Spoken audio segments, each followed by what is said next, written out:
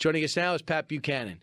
When Pat Buchanan started to run, he talked about immigration being a big deal and how we're being taken over, how you got to fight back against the establishment. It hurt his relationship with the Bush family because they had a sitting president, a vice president back then. And Pat Buchanan always spoke his mind, continues to do exceedingly well. His latest book is also great, Nixon's White House Wars, the battles that made and broke a president and divided America forever. Hey, Pat. How you doing, Brian? Oh, fantastic. If anyone could understand what we're going through now, it's you. You remember when you write about when Richard Nixon came in looking to unite the country, but it ended up with him leaving early. What happened? Well, he did come in hoping to unite the country. Read his inaugural. It's very conciliatory, handing out a hand of friendship both abroad and at home, trying to unite the country. The country was horribly divided then, just as it is now, Brian. And the president found out that he had to fight after these massive demonstrations to break his presidency at the end of his first year. So he had to turn around and do battle basically with the demonstrators, the establishment, and especially the media. And he achieved a huge success doing that. He won 1972, 49 states, but the blunders of Watergate exposed and then the revelation of the tapes brought him down. Something Trump can learn from this, judging by the way he's handled some stressful situations. His instinct is to fight back and hit you right in the nose. And it's just, he's getting hit from too many sides to prevail in my mind. I think you're right. I mean, you've got to maintain your coalition. Nixon, at the end of his first year, got the support of 300 members of the House for his Vietnam War policy. But Trump right now is he's embattled with almost everyone, and the support on the Hill is beginning to grow silent a bit. And I agree with you, you don't have to take on everyone that attacks you. Nixon once told me when I was going to respond to a congressman that had really ripped him up, I was in my 20s, and he said, Pat, never shoot down. Never get in a fight with someone smaller than you. Wait and take on the champion. And Nixon did in that 66 year.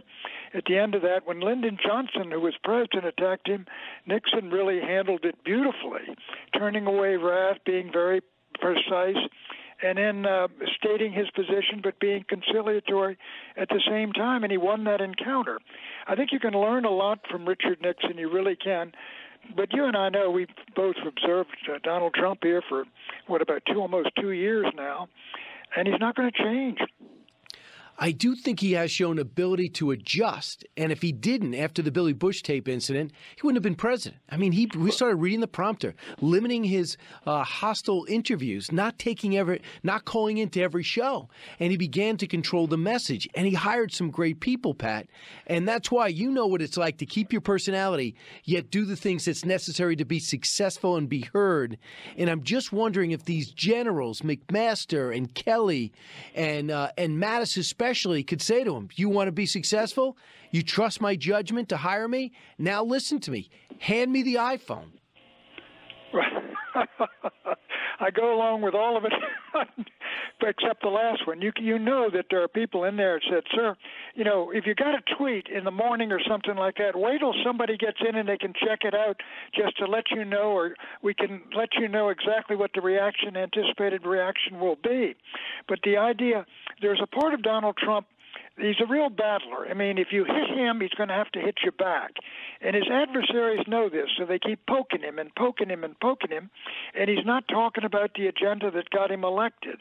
And that's jobs and trade and immigration and no more foreign wars. And so I think, but I agree with you, he's got some outstanding people with him whom he ought to listen to. Here is President Trump yesterday in NATO. Cut 2.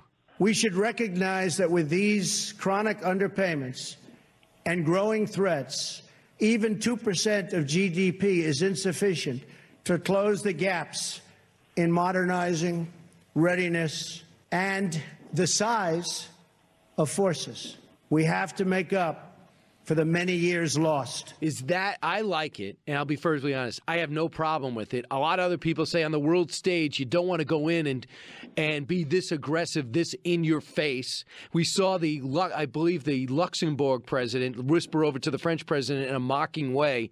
How do you think this resonates with our allies? Well, let me say I agree with you in this sense. They've been pampered long enough. I mean, some of them are freeloaders. I mean, the Germans are a very rich, powerful economic country. What are probably the fourth largest economy in the world. They're not spending 2% of GDP on defense, even though they were the main reason for NATO, partly to defend West Germany and keep the Russians away from the Rhine River. And the fact that Trump upbraided them doesn't bother me a bit. You know, I've heard all this wailing and whining that he didn't re-invoke Article 15 or say we're going to go to war for all 28 or 29 NATO members, but he didn't say anything that dissipated our commitment under Article 5. So I think he did fine over there, jolting them and telling them, in effect, look, I'm dead serious. Now you folks start ponying up your share, or we're going to take a look at our share. Pat, I know everyone keeps saying Watergate this, Watergate that, the Russia thing, the Russia that, Jared Kushner is going to be looked at by the FBI. I'm not going to get into the details of that because every network and every other newspaper is. But I will ask you about something that bothers me as an American, and that is the detailed leaks coming out of the White House from a personal meeting with Sergei Lavrov to now the readout of a phone call with the Philippine president, his feeling behind the scenes about the North Korean dictator. I've never seen anything like this. I've never seen it either, Brian. Let me say this. About a week ago, I wrote a column saying that, look, he's got to get a special prosecutor in there to investigate simply the criminal leaks. That's the national security leaks. Since the election, certainly, even the Flynn thing was dropped on the Washington Post about, Flynn had met with the Russian ambassador and what he had said. I mean, a crime was committed there, but it was committed by the person who intercepted and then leaked the phone call to the Washington Post. And I think Trump has got to come back and he's got to crack down on this and get these security guys doing the leaking and, frankly, fire and prosecute some of these people to stop it. As for the political leaks, people inside just trashing their own boss, those aren't crimes, but I think he needs to get control of his staff. I absolutely do. Is there any, Nixon saw something in Trump, the story goes, and said this guy, was very impressed. This guy could be president. Donald Trump always liked Nixon. So Nixon would have been one of the few not to be surprised that he ascended to this way. What do you think he saw in Trump? I think in what Trump really had, and some of us didn't realize, or some folks didn't realize it could be translated into politics, Trump is clearly an alpha male. He's a fighter. He's got a persona, a personality. I mean, he went on one of these popular TV shows and made it a huge success.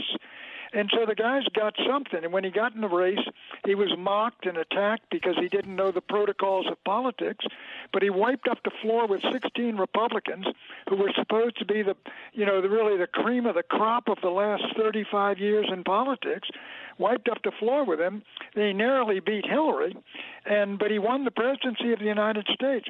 I think Nixon saw in him those abilities and that persona and that personality and that drive and energy and unapologetic attitude that could really drive through a lot of problems. So, he's the opposite of Nixon in terms of the type of personality he was, but Nixon recognized those personalities. So I just thought we'd end on this. When there's times when the town works together and then most of the time when it doesn't, and the bipartisanship is just almost non-existent outside of Joe Manchin and a Jonathan Tester once in a while.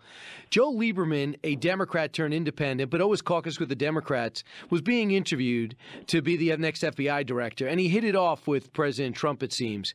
And now he just pulled himself out. And listen to his take on the Washington he thought he knew and the Washington that is. Cut 40. Were you surprised or pained that some Democrats were resistant to the idea of you as FBI director?